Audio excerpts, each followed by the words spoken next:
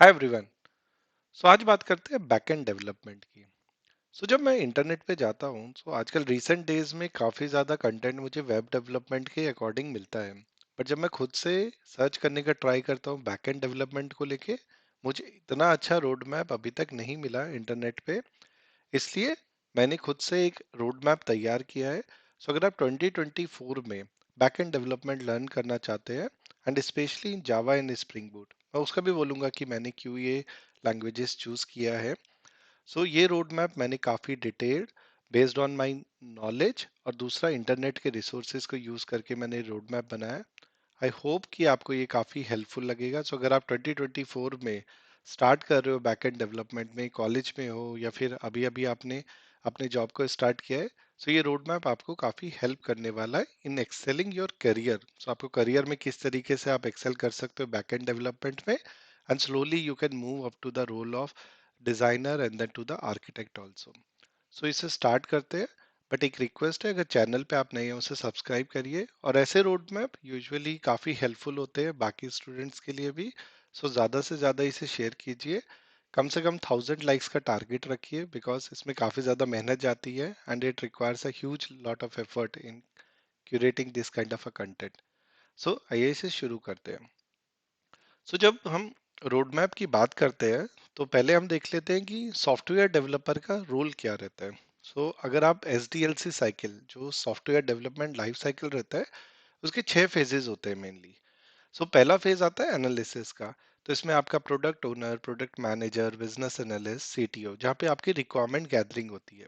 उसके बाद आपका नेक्स्ट फेज आता है डिजाइन का, और इस डिजाइन में आपके system architect, UX UI designer involve रहते हैं।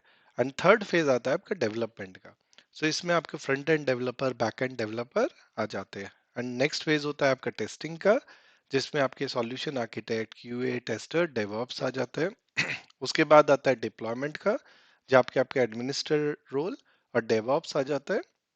और लास्ट होता है आपका मेंटेनेंस का, जहाँ पे आपके यूजर टेस्टर्स और यहाँ पे UAT वगैरह आपका परफॉर्म होता है।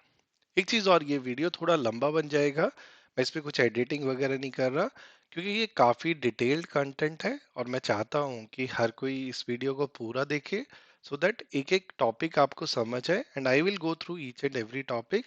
It is not about detail that contain in topic, but अगर आप करियर को वाइज देखेंगे तो ये सारे टॉपिक अगर आप चेकलिस्ट कर लेते हैं तो आप काफी अच्छे से इंटरव्यू रेडी भी हो जाएंगे।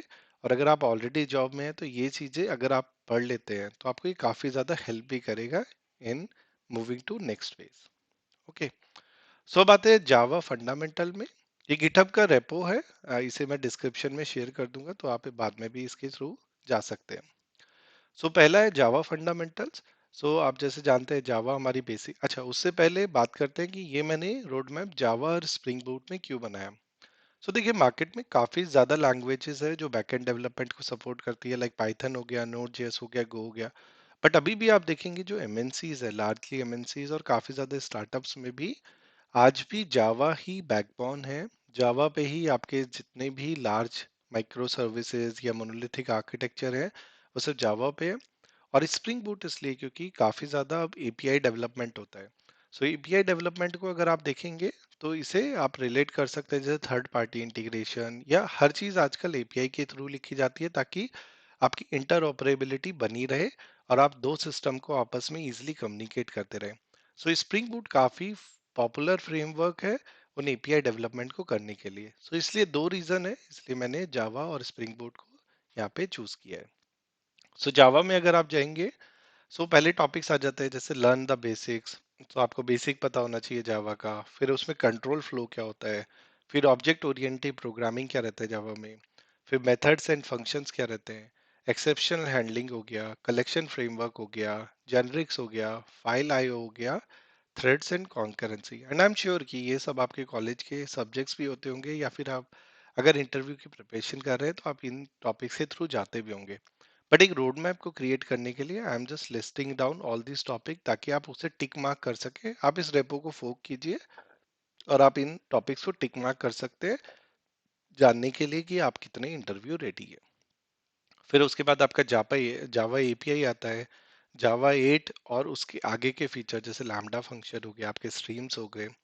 फिर डिजाइन पैटर्न आता है, फिर जावा मेमोरी मैनेजमेंट आता है, यूनिट टेस्टिंग आता है, Java framework, build tools, version control कैसे कर सकते हैं हम, कोडिंग स्टैंडर्ड्स कौन कौन से फॉलो होते हैं, आईडी जो आप यूज कर रहे हो एक्लिप्स या इंटेलिजे कौन सा रहता है, और जावा के लेटेस्ट फीचर जैसे जावा 17 और जावा 21 है तो उसमें क्या लेटेस्ट फीचर आए हैं, कई बार इंटरव्यू में क्वेश्चन पूछा जाता है। अच्छा, यहाँ पे काफी सारे इंटरनेट पे आपको फ्री रिसोर्सेज मिल जाएंगे इन टॉपिक्स पे जाने के लिए। तो मैंने उन टॉपिक्स को नहीं चूज किया। मैंने, क्योंकि वो काफी ज्यादा कंटेंट हो जाता है, मैंने सिर्फ यहाँ पे ऑफिशियल डॉक्यूमेंटेशन के लिंक दिए।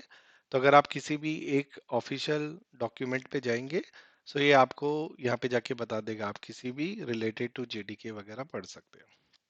सो मेन इंटेंशन आपको सिर्फ ऑफिशियल डॉक्यूमेंट का देना था, बट आप इंटरनेट पे जाएंगे, यूट्यूब पे ही जाएंगे, तो आपको बहुत सारा कंटेंट इन टॉपिक्स के रिलेटेड मिल जाएगा। इस रोड मैप का मेन मकसद आपको टॉपिक्स बताने का है और कौन कौन सी चीजें आपका यूज होता है इंडस्ट्री में, वो मेन मोटिव है पढ़ने के लिए। आप, और अगर आप जानते हैं ऐसे कुछ जावा रिलेटेड या स्प्रिंग बूट रिलेटेड टॉपिक जो बाकियों को हेल्प कर सकते हैं, तो आप कमेंट बॉक्स में उनके लिंक भी डाल सकते हैं। सो दूसरा आता है स्प्रिंग फ्रेमवर्क। सो जब स्प्रिंग बूट की बात करते हैं तो स्प्रिंग बूट आपका स्प्रिंग फ्रेमवर्क से आता है। सो पहले आपको बेसिक्स ऑफ स्प्रिंग फ्रेमवर्क भी पता होना चाहिए। सो इसमें जो है इंट्रोडक्शन टू स्प्रिंग, आप स्प्रिंग को कैसे सेटअप कर सकते हो, इन्वर्जन ऑफ कंट्रोल क्या होता है, डिपेंडेंसी इंजेक्शन क्या होता है, स्प्रिंग बीन्स क्या होता है, बीन स्कोप क्या होता है, बीन का एक लाइफ साइकिल क्या रहता है, और introduction to aspect oriented programming. ये थोड़ा सा एडवांस आ जाता है, बट ये भी आपको थोड़ा बहुत इसका बेसिक पता होना चाहिए। फिर आप इसको स्प्रिंग एओपी को इम्प्लीमेंट कैसे कर सकते हैं, फिर आप डेटा एक्सेस कैसे कर सकते हैं यूजिंग स्प्रिंग जेडीबीसी, और फिर स्प्रिंग के ओआरएम टूल्स क्या रहते हैं, स्प्रिंग में ट्रांजैक्शन कैसे कर सकते हैं और अगेन स्प्रिंग के एमवीसी के बेसिक क्या रहते हैं, जैसे model view controller.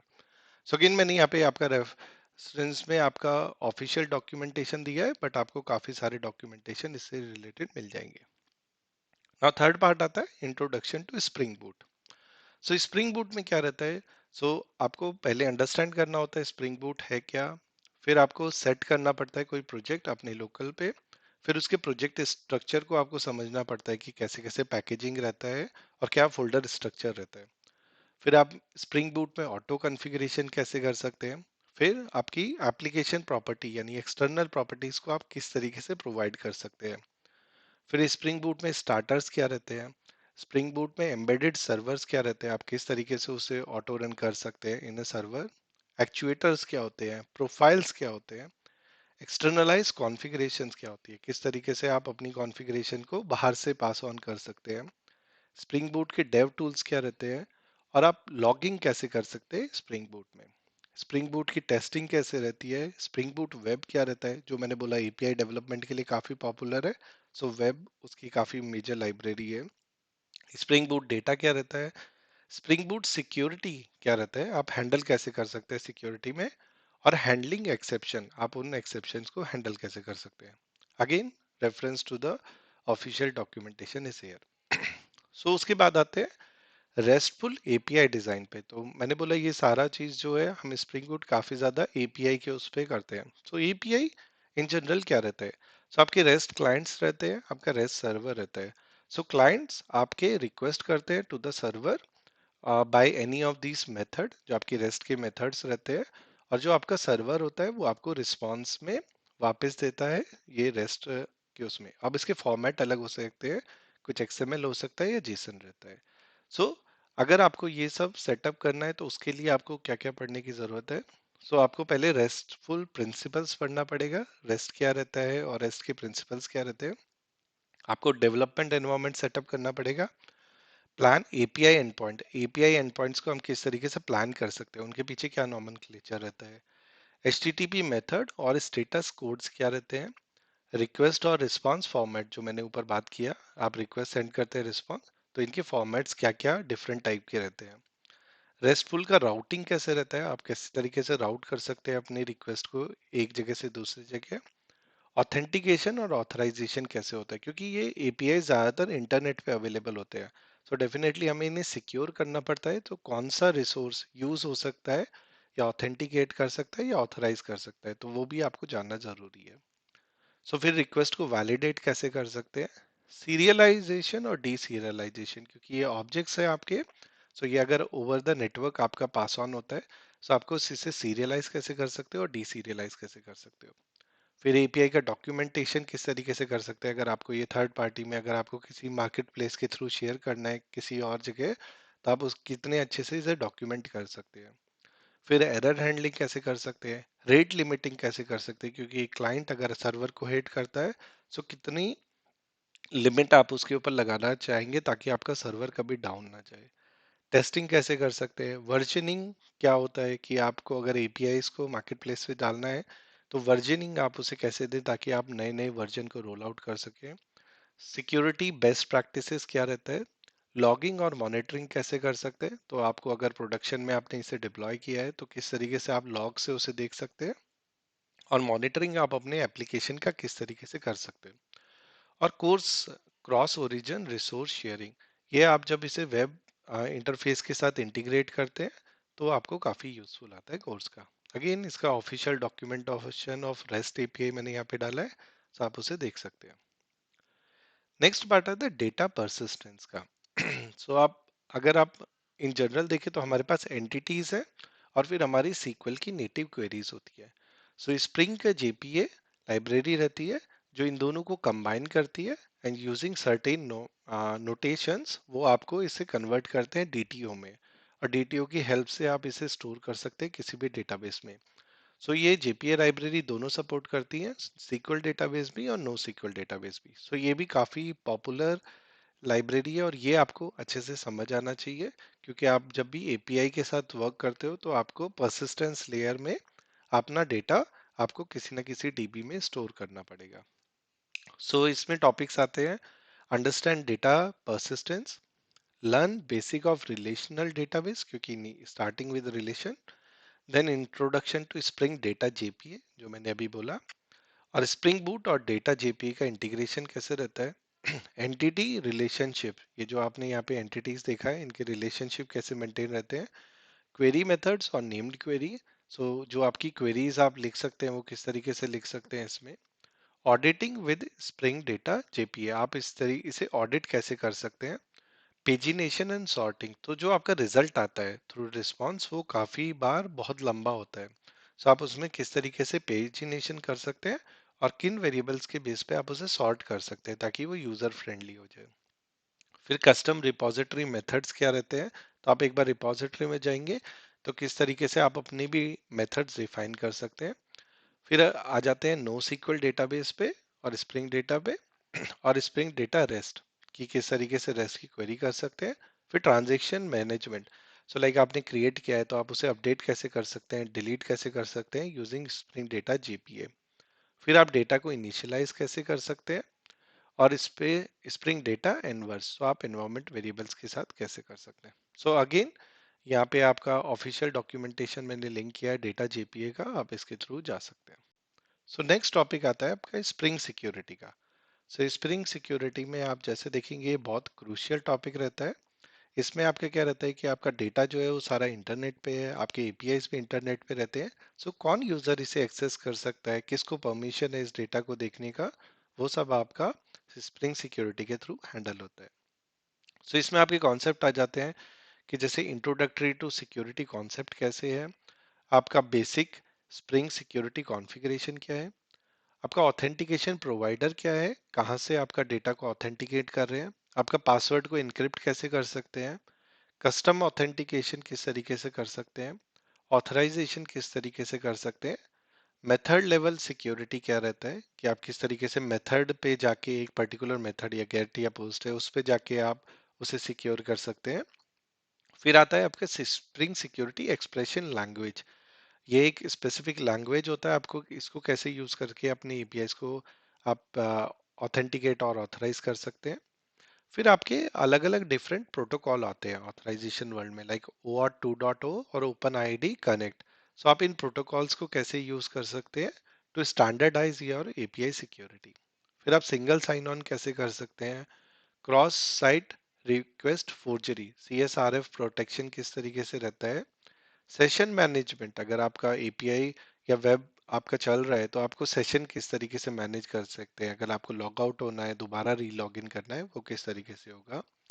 Security headers क्या रहते हैं, सिक्योर फाइल, अगर आपको कोई फाइल एक्सटर्नली अपलोड करना है तो उसको सिक्योरली आप किस तरीके से कर सकते हैं। और spring security with actuator, actuator पे हम और भी बात करेंगे नीचे। और फिर इंटीग्रेशन विद JWT, सो ये एक स्पेशल टाइप का टोकन रहता है जो आपको सिक्योर्ड कम्युनिकेशन के लिए यूज होता है इन एन्क्रिप्टेड फॉर्मेट। सो आपको JWT के बारे में भी पता होना चाहिए। And testing security configuration, so again ये ऑफिशियल डॉक्यूमेंटेशन है स्प्रिंग सिक्योरिटी का, आप इसके थ्रू जा सकते हैं। नेक्स्ट पॉइंट आता है आपका टेस्टिंग में। सो टेस्टिंग काफ़ी इंपॉर्टेंट रहता है क्योंकि अगर आप कोई भी क्लासेस वगैरह लिखते हैं तो आपको उनके लिए टेस्ट केसेस भी लिखने पड़ते हैं। सो अगर आप टेस्ट केसेस लिखते हैं तो आप एज के टेस्ट केसेस के थ्रू आप अपनी एप्लीकेशन का बिहेवियर प्रिडिक्ट कर सकते हैं और इससे आपके प्रोडक्शन में फेल होने के चांसेस काफ़ी कम रहते हैं। सो इसमें रहता है आपका बेसिक ऑफ यूनिट टेस्टिंग कैसे होता है, जे यूनिट क्या रहता है, आप किस तरीके से इफेक्टिव टेस्ट केसेस लिख सकते हैं, मॉकिटो के फंडामेंटल्स क्या रहते हैं, मॉकिंग और स्टबिंग क्या रहता है, पैरामीटराइज टेस्ट क्या रहते हैं, किस तरीके से आप पैरामीटराइज कर सकते हैं, एक्सेप्शन टेस्टिंग क्या रहता है, किस तरीके से एक्सेप्शंस जो आते हैं उसको टेस्ट कर सकते हैं, टेस्ट सूट्स क्या रहते हैं, इंटीग्रेशन टेस्टिंग के बेसिक्स। अगर आपको यहाँ पे जो बात करते हैं दो होते हैं, आपके क्लास लेवल टेस्टिंग होता है और एक आपका इंटीग्रेशन टेस्टिंग होता है, तो उसका भी आपको बेसिक्स पता रहना चाहिए। स्प्रिंग बूट टेस्टिंग एनोटेशंस क्या रहते हैं, मॉकिंग डिपेंडेंसीज, आप स्प्रिंग बूट में मॉक कैसे कर सकते हैं अपनी डिपेंडेंसीज को, डेटाबेस को आप कैसे टेस्ट कर सकते हैं, इधर आप रिलेशनल यूज कर रहे हैं या नो सीक्वल, आप उसको कैसे टेस्ट कर सकते हैं, रेस्टफुल एपीआईज को आप किस तरीके से टेस्ट कर सकते हैं through their controller layer, test coverage और कोड क्वालिटी किस तरीके से कर सकते हैं, कुछ टूल्स रहते हैं वो आप यूज कर सकते हैं। और अगर आपको टेस्टिंग हुआ है तो आप उसे सीआई कैसे कर सकते हैं, आप कंटिन्यूअसली इंटीग्रेट कैसे कर सकते हैं अपने कोड को गिटहब या गिटलैब या बाकी किसी रिपोजिटरी पे। और आप टेस्ट ड्रिवन डेवलपमेंट के बारे में भी पढ़ सकते हैं। दूसरा, स्प्रिंग में आपका कॉन्सेप्ट आता है एसिंक्रोनस कोड का थ्रू रिएक्टिव प्रोग्रामिंग। तो अगर आप एसिंक्रोनस कोड लिख रहे हैं तो आप उससे कैसे टेस्ट कर सकते हैं। सो अगेन स्प्रिंग टेस्टिंग का जो इस ऑफिशियल डॉक्यूमेंटेशन है वो मैंने यहाँ पे लिंक किया है। नाउ नेक्स्ट पॉइंट आता है आपका माइक्रो सर्विस आर्किटेक्चर। तो आप लार्जली आज किसी भी एमएनसीज को देखेंगे या मेन बड़े स्टार्टअप्स को, वो सब माइक्रो सर्विस आर्किटेक्चर्स पे मूव हो चुके हैं। और वहाँ पे क्या रहता है, आपको बेसिक अंडरस्टैंडिंग माइक्रो सर्विसेज की होनी चाहिए क्योंकि आपकी सारी सर्विसेज जो है वो इंडिपेंडेंट होती है, आइसोलेटेड होती है। और आपका जो एपीआई डेवलपमेंट और जो कोर टीम डेवलपमेंट है वो भी स्पेसिफिक टू वन सर्विस रहता है।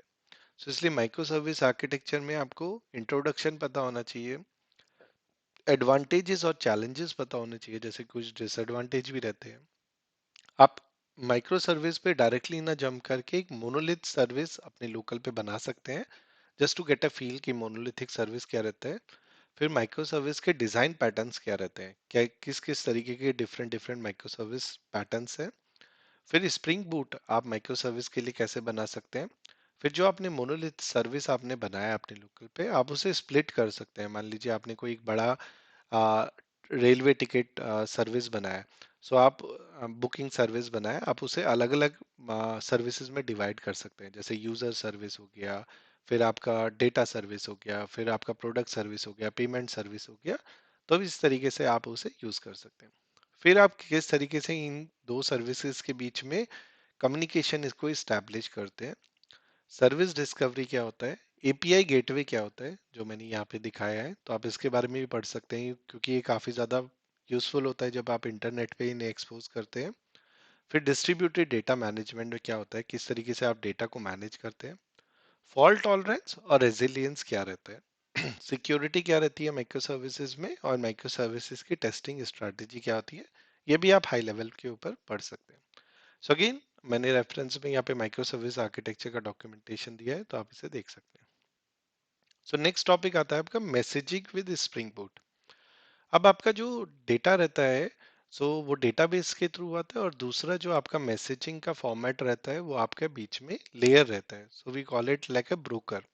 सो ये ब्रोकर आपके डिफरेंट टाइप के हो सकते हैं, तो ये काफका हो सकता है या एक्टिव एमक्यू हो सकता है या रेबिट एमक्यू, काफी अलग अलग टाइप के ब्रोकर्स रहते हैं। सो इसमें जो आपकी सर्विसेज है वो दो तरीके से काम करती है। तो एक तरफ ये प्रोड्यूसर की तरह काम करेगा और दूसरी तरफ ये कंज्यूमर की तरह काम करेगा। सो वो सेम सर्विस भी हो सकती है और डिफरेंट सर्विस भी हो सकती है। तो आपको ये पता होना चाहिए कि एक किसी ब्रोकर के साथ काम करने के लिए आपको क्या क्या इम्प्लीमेंट करना पड़ सकता है इन स्प्रिंग बूट। सो इसमें टॉपिक आ जाते हैं आपको इंट्रोडक्शन टू मैसेजिंग। आपके मैसेजिंग के पैटर्न क्या रहते हैं। आपका इंट्रोडक्शन टू मैसेज ब्रोकर जो मैंने बोला इसके बारे में अभी आपको पता होना चाहिए। रैबिट एमक्यू काफी एक पॉपुलर ब्रोकर है, आप उसको पढ़ सकते हैं। Spring boot with rabbit MQ libraries आती है, आप किस तरीके से उसे इंटीग्रेट कर सकते हैं। दूसरा पॉपुलर ब्रोकर है अपाचे काफका, तो आप spring boot with Apache Kafka को इंटीग्रेट करके देख सकते हैं। फिर आप माइक्रो सर्विसेज आर्किटेक्चर में किस तरीके से मैसेजिंग कर सकते हैं। अगेन सीरियलाइजेशन और डी सीरियलाइजेशन कैसा होता है इन दोनों के बीच में। फिर आपका एरर हैंडलिंग कैसा होता है मैसेजिंग सिस्टम में। और आपका एसिंक्रोनस प्रोसेसिंग कैसा होता है, क्योंकि ब्रोकर के थ्रू जाता है तो ये आपका एसिंक्रोनस कम्युनिकेशन होता है। यहाँ पे कोई एसिंक कॉल आपको नहीं आता। फिर आपको सॉरी एक्नॉलेजमेंट आपको नहीं आता। फिर आपका स्प्रिंग क्लाउड स्ट्रीम क्या होता है, ये भी एक पॉपुलर लाइब्रेरी है। और सिक्योरिटी कैसे मेंटेन कर सकते हैं, अगेन इसका ऑफिशियल डॉक्यूमेंटेशन यहाँ पे लिख के। नेक्स्ट आता है स्प्रिंग बूट एक्चुएटर। एक्चुएटर आपके यूजफुल होते हैं generally health check end points के लिए और आपकी सर्विस का बिहेवियर जानने के लिए। और काफी सारे मेट्रिक्स भी एडवांस मेट्रिक्स रहते हैं जिससे आपको पता चलता है कि आपकी सर्विस किस तरीके से काम कर रहे हैं। सो इसमें जो पार्ट आता है आपका स्प्रिंग बूट एक्चुएटर्स को आप देख सकते हैं। फिर इंटीग्रेशन विद स्प्रिंग बूट कैसा रहता है। अब एक्चुएटर की कुछ डिफॉल्ट एंड पॉइंट्स होते हैं, कुछ कस्टम एंड पॉइंट रहते हैं जो आप खुद से भी बना सकते हैं। फिर सिक्योरिटी और एंड पॉइंट प्रोटेक्शन किस तरीके से रहता है। मॉनिटरिंग और मेट्रिक्स कि जो मैंने यहाँ पे बोला आप मॉनिटरिंग कर रहे हैं और कौन कौन से मेट्रिक्स आप इसमें चेक कर सकते हैं। और आप उसके ऊपर अलर्ट भी जनरेट कर सकते हैं डिपेंडिंग अपॉन कौन सा मॉनिटर आप कर रहे हैं किसी मेट्रिक को। फिर आपके हेल्थ इंडिकेटर्स क्या रहते हैं। इन्फो एंड पॉइंट आपको क्या बताता है। लॉगिंग और ऑडिटिंग क्या रहता है। एक्सपोजिंग एडिशनल इन्फॉर्मेशन, अगर आपको कोई एडिशनल इन्फॉर्मेशन अपना सर्विस का आपको एक्सपोज करना है। रिमोट मैनेजमेंट विद जेएमएक्स, जेएमएक्स के थ्रू आप कैसे मैनेज कर सकते हैं।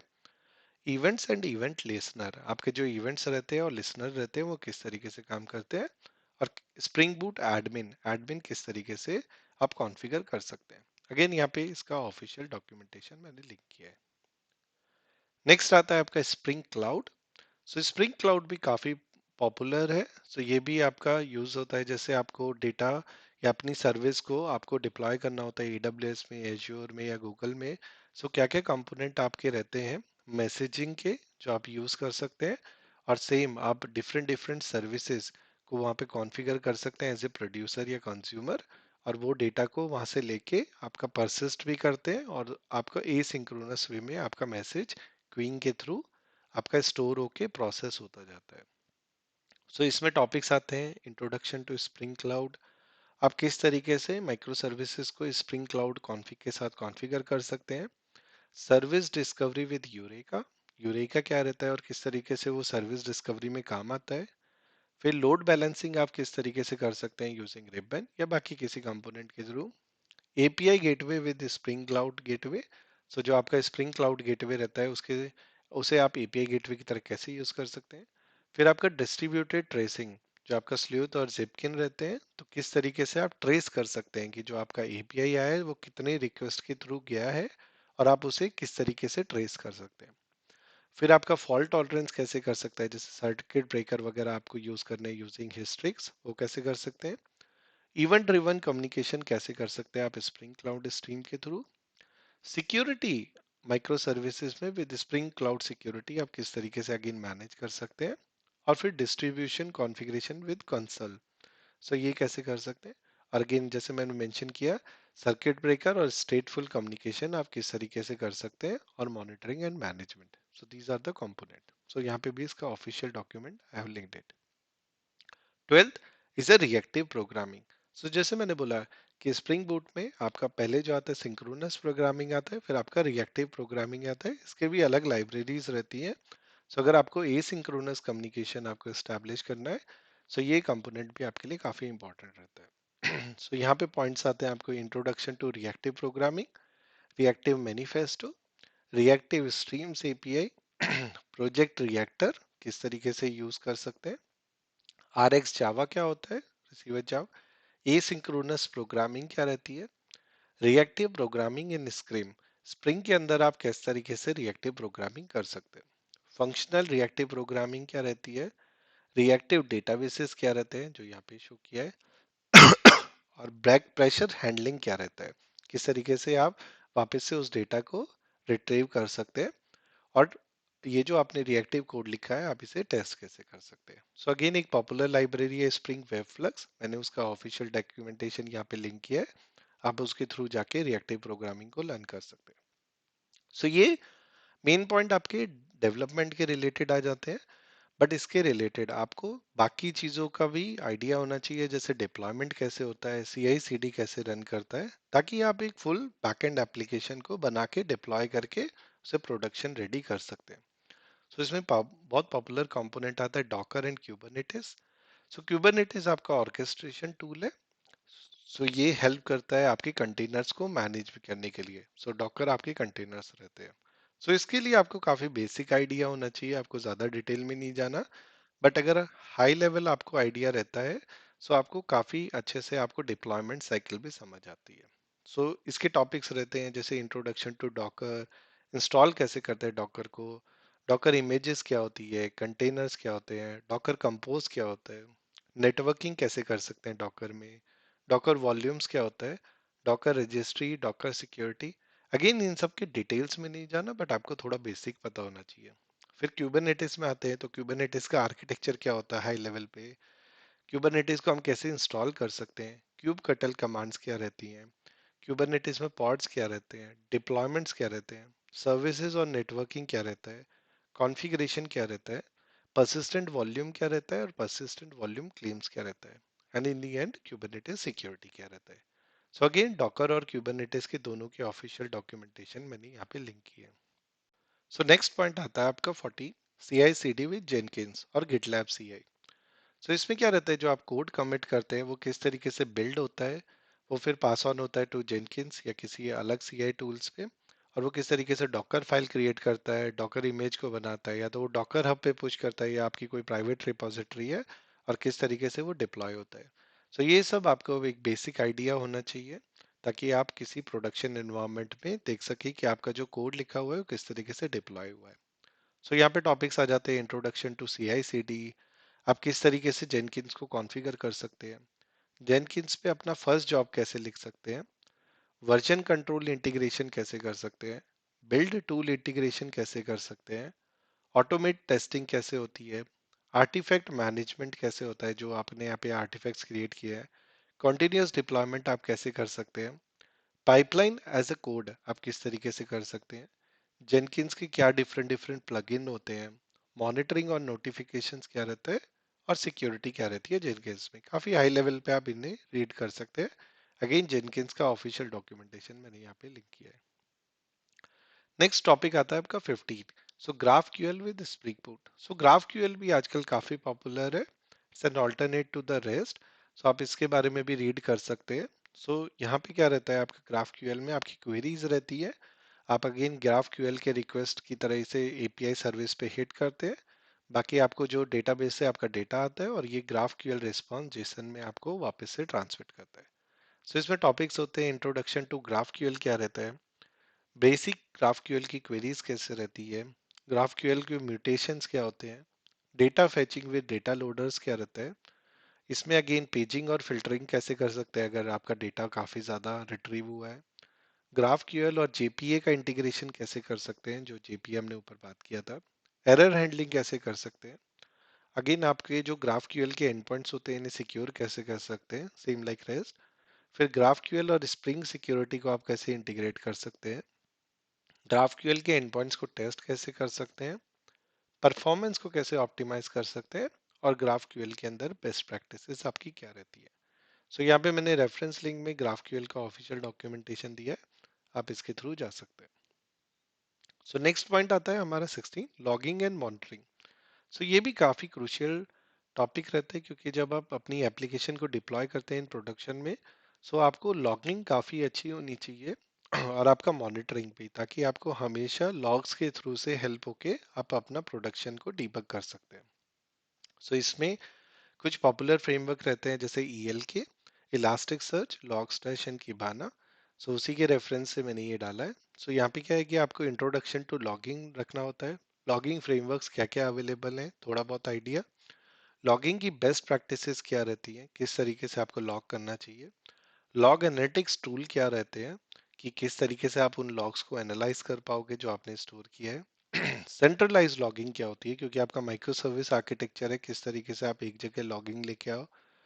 मॉनिटरिंग कॉन्सेप्ट्स क्या रहते हैं, आप किस तरीके से सर्विस को मॉनिटर कर सकते हैं।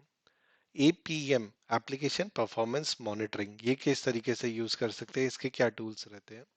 कस्टम मैट्रिक्स और इंस्ट्रूमेंटेशन क्या रहते हैं।